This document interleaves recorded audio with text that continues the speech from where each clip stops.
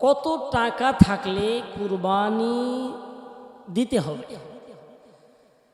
আমাদের দেশের ওলামায়ে কেরাম বলেন কুরবানি ওয়াজিব, কিন্তু অন্য বিশেষ করে আরব বিশ্বের ওলামায়ে কেরাম বলেন কুরবানি এটা সুন্নাত। তো যাই হোক, সুন্নাত বলি আর ওয়াজিব বলি, এটা কত টাকা হলে আমাদেরকে কুরবানি দিতে হবে, এটা একটা জরুরি মাসআলা। এবং আসলে এইটা মূলত সুন্নাত আর ওয়াজিব যাই বলি না কেন, এটা গুরুত্বপূর্ণ একটা ইবাদত, এতে নিঃসন্দেহে কোনো প্রকার সন্দেহ নেই। কারণ আমার নবীজি সাল্লাল্লাহু আলাইহি ওয়াসাল্লাম নিজে করেছেন, সাহাবায়ে কেরাম করেছেন, আর এটা হযরত ইব্রাহিম আলাইহিস সালামের একটা সুন্নাত। ইব্রাহিম আলাইহিস সালামের সুন্নাত জিন্দা আমার নবীও করেছেন, তাই আমাদেরকেও করতে হবে। এখানে টাকা পয়সার একটা বিষয় হলো, এখানে একটা কুরবানি শব্দের অর্থ হলো ত্যাগ। কুরবানি অর্থ কি? ত্যাগ। এটা আমি আল্লাহ তাআলার জন্য উৎসর্গ করে দেব, এটা নিছক আল্লাহ ছাড়া কোনো উদ্দেশ্য লক্ষ্য থাকবে না, এরকম মন মানসিকতা নিয়ে আমাদেরকে কুরবানির জন্য প্রস্তুতি হতে হবে। এখানে আমাদের দেশের মানুষেরা যেমন ধরেন কুরবানির গুরুত্ব যদি আমি বলি যে কুরবানির গুরুত্বটা কতটুকু, এখানে আমরা অজুহাত প্রয়োগ করি, অনেকে আমরা দেই না, আবার অনেকে পারলেও সামর্থ্যের চেয়ে একটু অল্প স্বল্প করে দেই।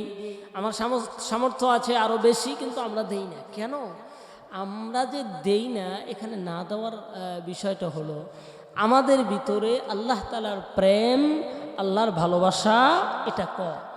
আমরা খাঁটি মুসলমান হতে পারি নাই। এজন্য আল্লাহ যে কোন জিনিস দিয়ে বেশি খুশি হয় এই চিন্তা আমাদের মধ্যে আসে না। এজন্য আমরা অজুহাত প্রয়োগ করে অনেকে বলি না কুরবানি টুরবানি আমাদের দরকার নেই। মুআজ্জাজ হাজিরিন, আমি এখানে ক্লিয়ার বলতে চাচ্ছি কত টাকা থাকলে আপনাকে কুরবানি দিতে হবে। আর কুরবানি দেওয়ার আগের যে পর্বটা, সেটা হলো আপনার তো মন মানসিকতাটা। আসলে আমরা যদি প্রকৃত আল্লাহর বান্দা হই, আর প্রকৃত যে আল্লাহর বান্দা সে নিঃসন্দেহে 5 ওয়াক্ত নামাজ পড়বে, বিবিকে পর্দা করবে, সন্তানদেরকে দ্বীনি ইলম শিক্ষা দিবে, দ্বীনি পরিবেশ তাদের ভিতর কায়েম হয়ে যাবে। এরা হবে কি? আল্লাহর প্রেমিক, আল্লাহর খাঁটি বান্দা। আর আল্লাহর যারা খাঁটি বান্দা, তারা আল্লাহকে খুশি করার জন্য নিজেদের জীবনটা পর্যন্ত উৎসর্গ করে দিয়েছেন, যেমনটি সাহাবায়ে কেরাম করেছেন। মুআজ্জাজ হাজিরিন, কুরবানির মাধ্যমে আল্লাহ তাআলাকে খুশি করা যায়, আল্লাহ সন্তুষ্টি অর্জন করা যায়। তবে এখানে আল্লাহ রাব্বুল আলামিন বলেছেন যে তোমাদের সামর্থ্য অনুযায়ী তোমরা কুরবানি করবে। যাদের সামর্থ্য আছে তারা করবে, আর যারা সামর্থ্য নেই তারা করবে না।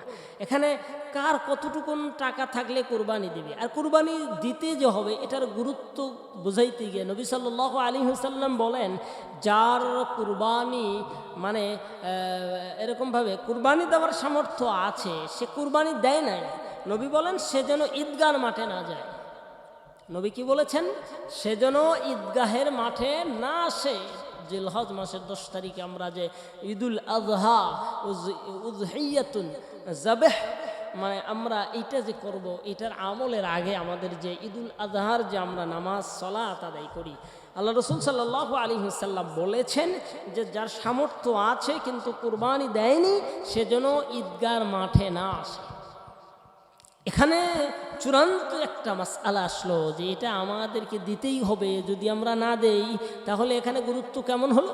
আল্লাহর পয়গম্বর সাল্লাল্লাহু আলাইহি ওয়াসাল্লাম বললেন, তোমার সামর্থ্য আছে, কিন্তু সামর্থ্য থাকার পরে তুমি যখন ঈদগাহর মাঠে আসো না, সামর্থ্য থাকার পরে কুরবানি যদি না দাও, ঈদগাহর মাঠে যেন না আসে।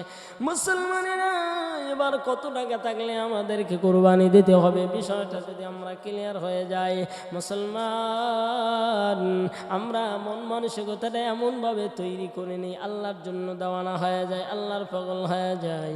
মুসলমান যে কোনো মুহূর্তে দুনিয়ার জমিন থেকে চিরবিদায় নিয়ে কবরে যাব। এখন যত বড় বড় বড় বড় নেক আমল করে যেতে পারবো, আল্লাহ রাব্বুল আলামিন পরকালে সেগুলো আমাদের হাদিয়া হিসেবে দিয়ে দিবে। এই দুনিয়ার কেউ আপন না, আপন হলো আমার এই নেক আমলগুলি। আমার নেক আমল আমার ছেড়ে চলে যাবে না, আমার বদ আমল আমাকে ছেড়ে চলে যাবে না, বদ আমলগুলা জাহান্নামে ঢুকাইয়া দেবে। আর নেক আমলের টার্গেট থাকবে বান্দা ভালোবাসার মানুষকে জান্নাতের ভিতরে ঢুকাইয়া দিবে। এই জন্য আমরা অজুহাত প্রয়োগ করব না।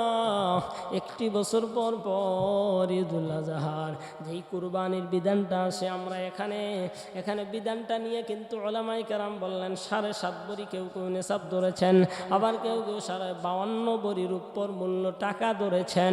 কিন্তু টাকাটা কতদিনের ভিতরে? জিলহজ মাসের, যেমন ধরেন যে 10, 11, 12, 13 তারিখ, এই কয়েকদিনের মধ্যে যদি বান্দা টাকার মালিক হয়ে যায়, বান্দা যদি অতিরিক্ত টাকার মালিক হয়ে যায়, 52 ভরি রূপার দাম কত রে বন্ধু? এই টাকাটা যদি আমরা ধরে যাই, 52 ভরি রূপার দামের মূল্য টাকা যদি আমার কাছে এক্সেস অতিরিক্ত হিসাবে থাকে, অথবা এই কয়েকদিনের মধ্যে যদি এই টাকার মালিক আমি হয়ে যাই, তাহলে আমাদেরকে কুরবানি দিতে হবে। আমরা তো শুধু 10 তারিখে দিয়েই ব্যস্ত না, যদি ওই দিন কেউ টাকার মালিক হইল না, পরের দিন 11 তারিখে টাকার মালিক হয়েছে, ওই ব্যক্তির জন্য কুরবানি দেওয়া লাগবে। এরপরে কেউ যদি 12 তারিখে গিয়া যদি ওই নিসাব পরিমাণ টাকার মালিক হয়ে যায়, 52 ভরি রূপার দাম মূল্য টাকা যদি ওই বান্দার কাছে আসে, তাহলে তার উপর কুরবানি দিতেই হবে। এরা মুসলমান, 13 তারিখ আসর পর্যন্ত, এর আগ পর্যন্ত যদি কেউ নিসাব পরিমাণ টাকার মালিক হয়ে যায়, তারও কুরবানি দেওয়া লাগবে। এই জন্য আমরা অজুহাত দিয়ে বলি না, আমরা কুরবানি দিব না। আরে মুসলমান, আমাদের অন্তরের মধ্যে ভালোবাসা পয়গম্বর ইব্রাহিমের মতো হয় নাই, সাহাবায়ে কেরামের মতো হয় নাই, তাই আমরা অজুহাত দিয়ে কুরবানির থেকে বেঁচে থাকার জন্য চেষ্টা করি। এরে মুসলমান, 52 ভরি টাকার মূল্য আর কত? এই টাকা কিন্তু আমাদের অনেকের কাছেই আছে, কিন্তু আমরা কুরবানি দিতে রাজি নয়। অনেকের অনেক টাকা পয়সা, ধন দৌলত, সম্পদ আছে, বলছে না ঠিক আছে 7 ভাগের 1 ভাগ দিয়া দেয়।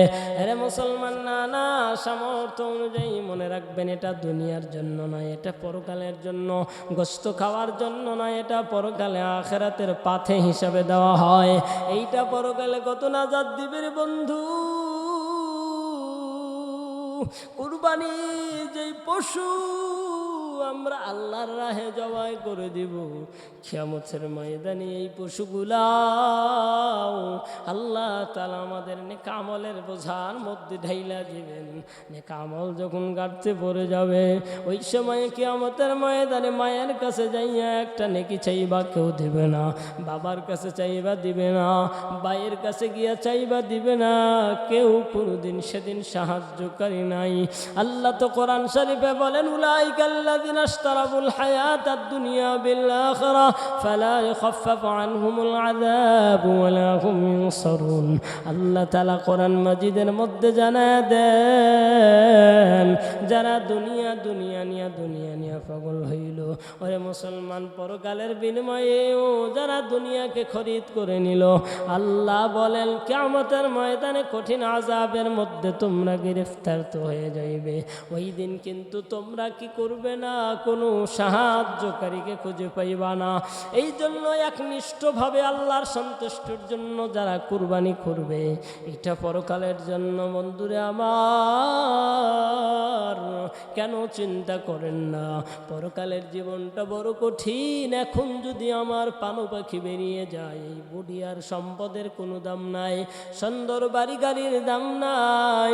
এই জন্য আমার মাওলার কাছে অ্যাকাউন্টে যদি আমরা পৌঁছায় দিতে পারি, 52 ভরি রূপার মূল্য ধইরা এই পরিমাণ টাকা যদি 10 তারিখ থেকে শুরু করে 13 তারিখ আসর পর্যন্ত এর মধ্যে বাংলার কোন মুসলমান মালিক হয়ে যায়, তাহলেও তার জন্য কুরবানি দেওয়া গুরুত্বপূর্ণ।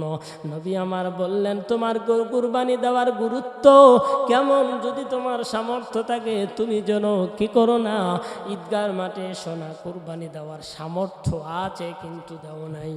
এই জন্য মুসলমানদেরকে অনুরোধ করে বলবো, 52 ভরি বর্তমান সময়ে রূপার মূল্য দাম কত? এত টাকা যদি তোমার কাছে থাকে, তাহলে তুমি একে কুরবানি দেওয়া লাগবে। এটা এটা নবীজির বিধান, নবী অর্ডার করে গেছেন। যদি নবীর উম্মাত হয়ে থাকেন আপনারা আমল করাই লাগবে, আমল করাই লাগবে। মুসলমানেরা অজুহাত দেন, অজুহাত যে দেন এটা আপনি দেন না, মূলত শয়তান দেওয়ায়। যেমনটি ইসমাঈল আলাইহিস সালামকে কুরবানি মিনার ময়দানের দিকে নিয়ে যাওয়ার সময় কানে কানে গিয়া ইসমাঈলকে ধোঁকা দিচ্ছিল যে দিও না, তুমি যেও না, কোথায় যাচ্ছ জানো নি? কেন? বলে তোমার বাবা তো তোমার জবাই করবে।